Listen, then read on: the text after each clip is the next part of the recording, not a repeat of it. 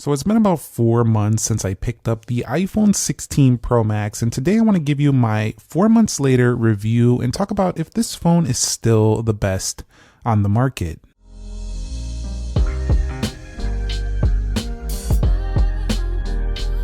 So what is up, guys? Nick here, helping you to master your technology. Now I picked this phone up 4 months ago and it cost me $1,322 for the iPhone 16 Pro Max. And I don't feel like for casual iPhone use it commanded that price tag whatsoever. All these months later, I keep thinking about you could have just been using your 15 Pro Max or your 14 Pro Max even for just the daily use of this. Although Apple Intelligence, you need to have one of the newer phones. Generally speaking, using iOS is about the same experience on most of these phones, so that doesn't really make it worth it. What has, however, makes it worth it is the camera setups are definitely some of the best on the market today. In addition to that, we do have really good battery life on here. So the battery life that's housed inside of here is one of the larger ones they've made, and also is going to be one of the longest lasting. So those two areas for me made it worth it, especially because I'm getting the iPhone experience with those two improvements. But definitely, I don't think this phone commands it just for the phone itself. There are so many better options for, the same or much cheaper, even iPhone options for much cheaper that can do basically the same core tasks. So it's really down to the camera and battery for me. All right, so let's discuss design and sturdiness. So basically, I would say that this phone has been incredibly sturdy, incredibly nice design, but mostly it holds up very well. It doesn't really attract really any fingerprints here on the Desert Titanium. The color is quite nice. I feel like it's kind of got a bronze look to it. Reminds me a lot of the iPhone XS Max from years ago. Overall, it holds up very well to daily use, even heavy daily use. And I actually think if you have a good screen protector, you could use this without a case and it would still do pretty well. Unless you drop these cameras on the wrong angle, you can crack the lens. So it's still not recommended. I'm just saying that it does have enough durability that you probably wouldn't mess it up too easily. Just saying, it's pretty darn durable in that sense. But I don't feel like it's the best here in durability. I feel like they're tied with some of the other top flagships out there in this area. But one thing I don't like about the design, all these months later, I keep thinking about is, especially seeing these other competitors really go to town on changing it once in a while, is the camera layout has been the same since the 11 Pro Max. The whole phone in general kind of just looks like an evolution of the same thing we had back in 2019. It's 2025, Apple. Let's switch this thing up already. Overall, 4 months later, I look at this thing and it's just a fancy brick in the pocket. That's what it is. It's heavy, it's thick, it's a wide phone. It has really good battery life. It's a powerhouse, but it's fancy. It's a fancy brick in the pocket. That's what it is. And it's unergonomic for people who don't have larger hands. If you thought the 16 Pro Max or the 15 Pro Max and 14 Pro Max were large, wait till you get a hold of this in terms of reaching the corners. It's even more difficult than ever before. So I do think that I like the 6.9 inch and I actually want to see even bigger display. Personally, it's kind of funny I say that, but I do have to be honest with you. Being from an ergonomic perspective, it just really isn't that great. I love the 16 Pro, the smaller one better. I like the iPhone 13 mini that they stopped making because it's such a one-handed phone. But you know what you're getting into when you get a large phone here. You really do. 4 months later, when it comes to the iPhone 16 Pro Max, further expanding on that ergonomic standpoint, 90% of the time, it's great to have this huge display because you get to read the news in a large format. You get to watch video in a large format. Everything on Instagram looks great. Everything you're doing productivity-wise, it's great. It's a wide, almost bezel-less panel here. Everything is fantastic. I really, really enjoy it. But then that 10% of the time that you need something one hand, forget about it. It's just one of the most uncomfortable experience I've ever seen. And I'm not like saying that they should change and get like a more narrow display, but this is a wider panel, so it's hard to reach side to side. With the stretch bezels, it's even harder. But I kind of know that coming in, so I'm not saying this so Apple could see this and try to like make it more narrow. I don't want that. I actually want a larger panel personally because I want like a 7+ inch. But I'm making this review for everyone, so definitely if you have smaller hands, you might find this to be enjoyable at first. Like you're gonna be like impressed that, oh, I have a huge display. But as you use it day to day, you're gonna start to see, wow, this phone is thick. It's a wide phone. It's huge. I feel it in my pocket. it's just too big sometimes. And I think that's the case for a lot of people. Luckily though, the 16 Pro has the same camera setup, nearly identical phone, just smaller. So I like that this year you don't really have to sacrifice if you want to go down to the smaller phone. But ergonomically, it's just not the best for this size.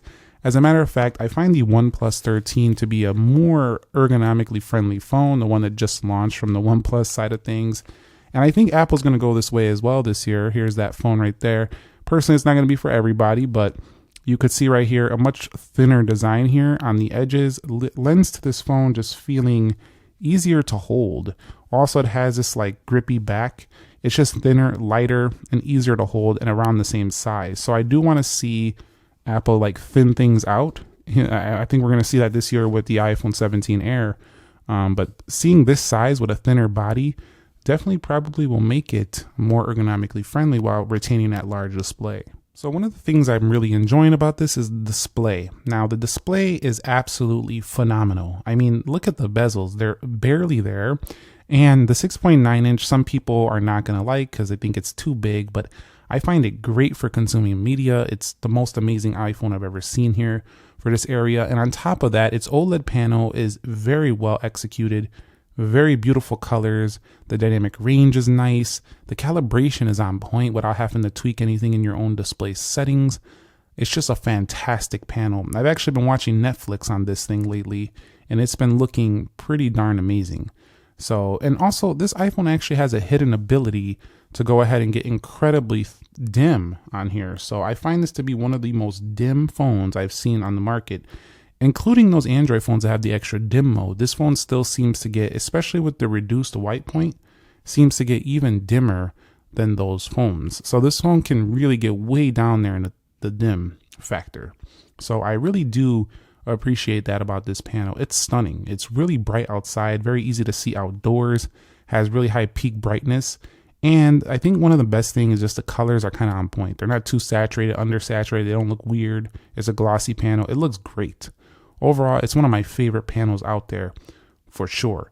So definitely 4 months later, I'm still really loving this. And it's definitely, I would say, in the top 3 or 4 phones on the market today in this area. Now, software-wise, I love the polish and the ecosystem that Apple provides here with the iPad and the iOS experience. But if I switch to another phone, I still like some of the changes and features those have.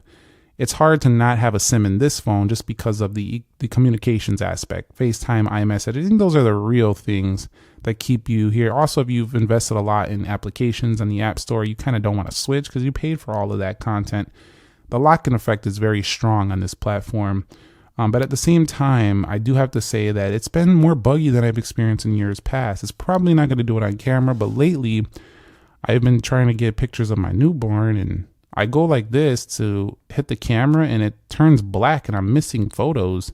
So I ended up just like using the button over here instead because the camera control button has been pretty buggy.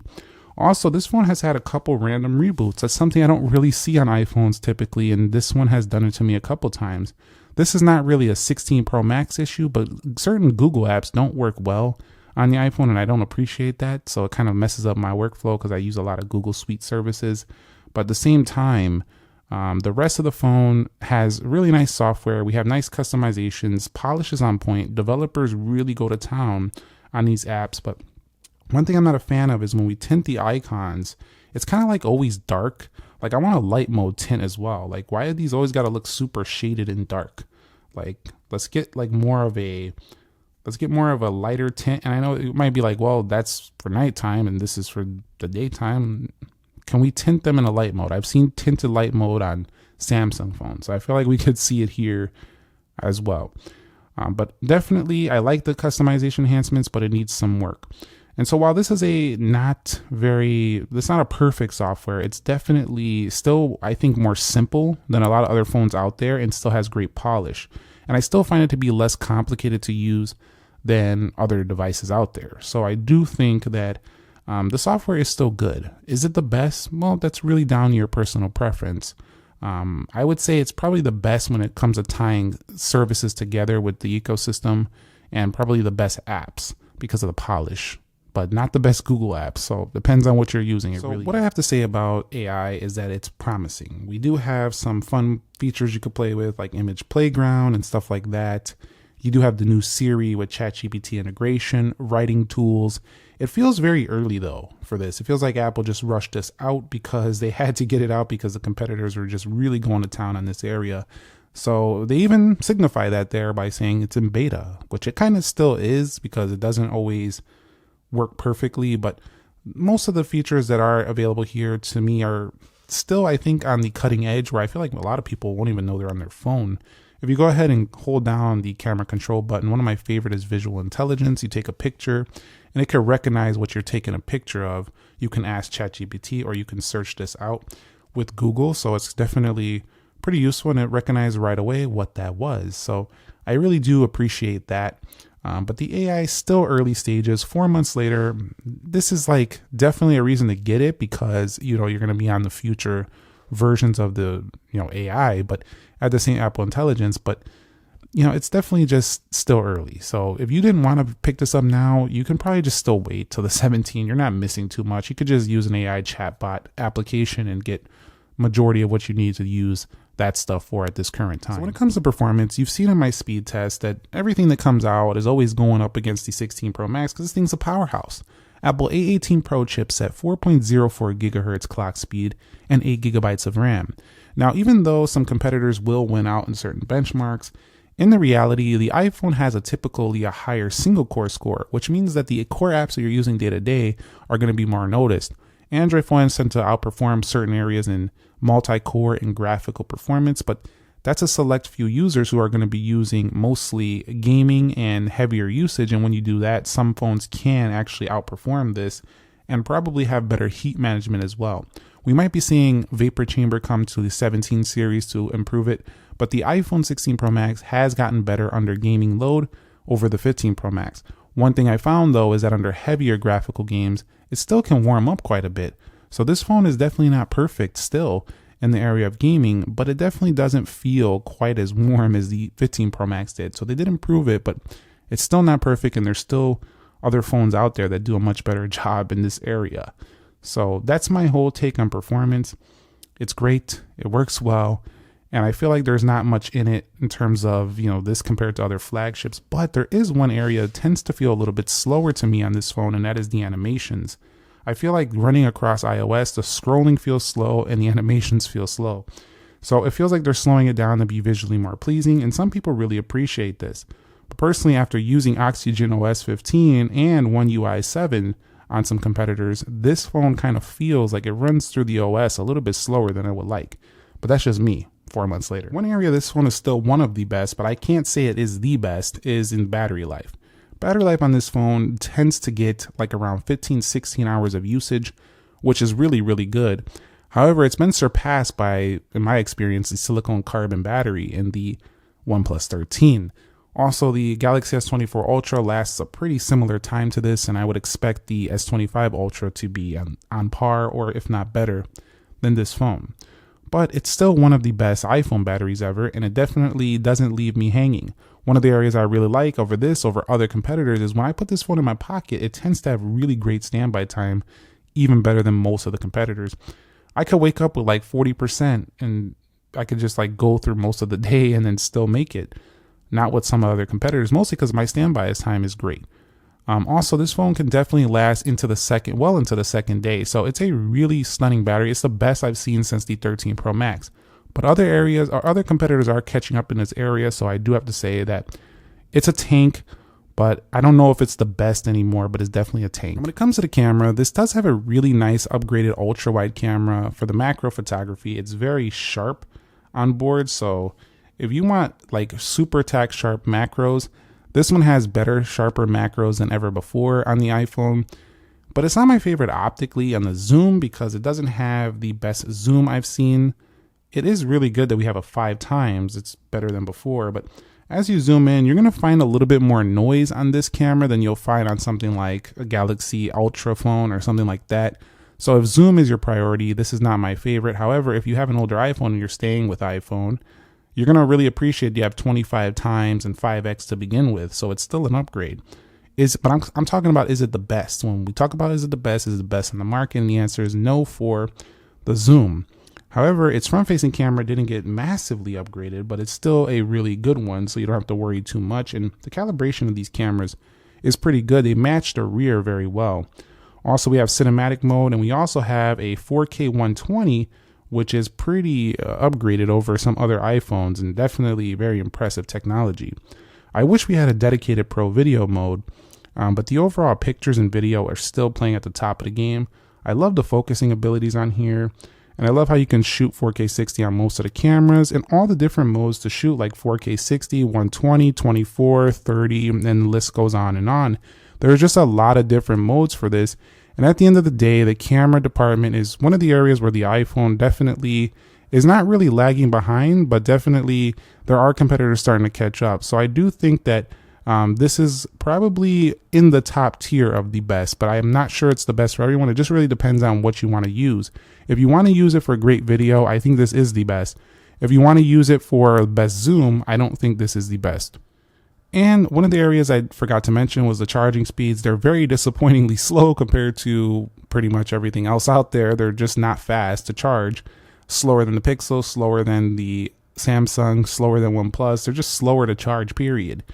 They also don't really reverse wireless charge, so you can't share the battery with anybody else. So take that for what it will. But I will say the DisplayPort works very well, and the transfer speeds are fast. I also really like the improvement in connectivity. I do think the connectivity on this phone has been much better than before. So when I'm making phone calls, I find better bar strength. I find faster Wi-Fi and 5G performance as well. I'm finding just the whole phone just feels to run along these things much quicker. Especially over phones like the 13 Pro Max and the 12 Pro Max in fringe areas or non-urban centers, you'll probably find better signal strength on this phone. So in conclusion, 4 months later, is this still the best phone for most people to buy? I think if you are in the Apple ecosystem, this is the best iPhone ever made. And there's just so much on board here. Great cameras, great battery life, really large screen with near bezel-less display, incredible brightness outdoors and high brightness mode. The calibration of the display makes it a joy to watch media on. And it really doesn't have any major flaws besides a few bugs in iOS. And sometimes you can get some glitchy camera control experiences, but that could be fixed in a software update. So that's just currently how I feel right now. That could change. At the end of the day, this has great resale value, and it's a good investment if you're going to keep the phone a long time because the great resale value, the software support, it comes in quick and reliably. This reminds me of, it's like the Lexus of phones. It's like premium, runs great, reliable, high resale value. It's a luxury phone brand, but it's hard to say this is objectively the best phone for everyone, anyone actually, because there's definitely other competition out there that's really doing good work. So I just feel like it's one of the best. Let's put it in my top 3 for sure. Thumbs up if you enjoyed it. Subscribe if you haven't already, and stay tuned because I got more content coming your way for the rest of 2025. Thank you very much for watching. Nick here. Be sure to be well, and peace.